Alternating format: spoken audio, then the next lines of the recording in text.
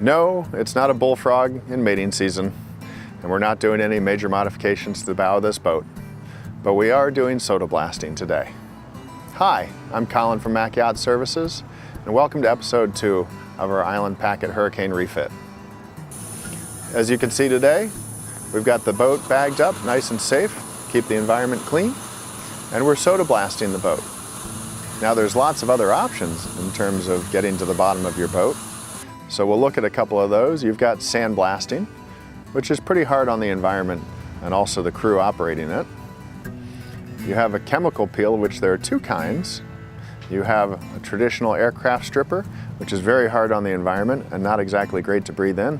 And then you do have some very nice environmentally friendly chemical peels, but they are time consuming and there's a lot of extra stuff left over, like all the paper and the ply that you need to apply those. So for us, the soda blasting is truly the best way to get to the bottom of your boat. It's quick, it's effective, and it's environmentally friendly. Now every boat that I get, I generally try and soda blast on a big refit, because then we can see the ghosts that are underneath the years of bottom paint. If you weren't the first owner, you don't know exactly what may have happened to your boat in the past. And so this gives us the ability to see and address any underlying issues.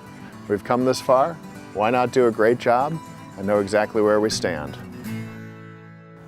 Now, why would you pick a barrier coat?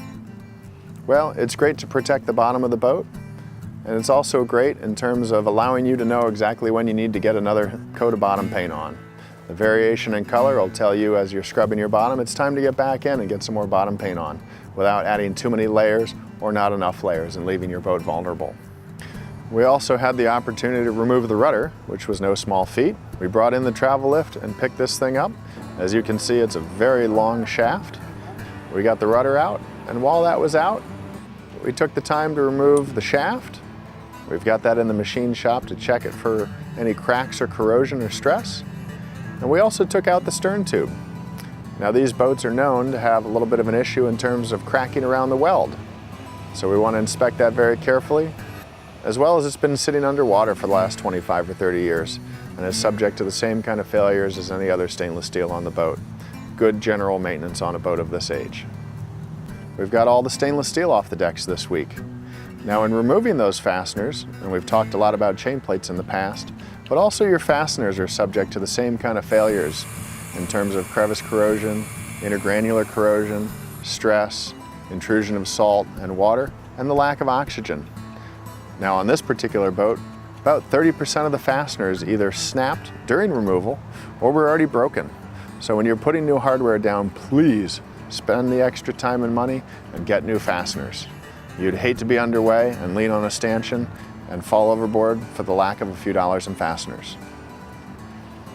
My crew was so quick this week, we also got the crack in the hull done. Couldn't even get it on video. But the great thing about fiberglass is when you do it properly, it's just as good or stronger than when it was new.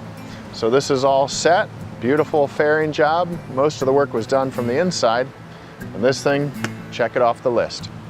In our next episode, we'll be doing the fiberglass deck repair for the non-skid, as well as the paint. And we'll also be working on the teak cap rail. We've just got a bunch of new lumber in, and we'll be cutting that up shortly and getting that installed. So thank you for watching. Thank you for considering Mack Yacht Services, and we look forward to speaking with you soon.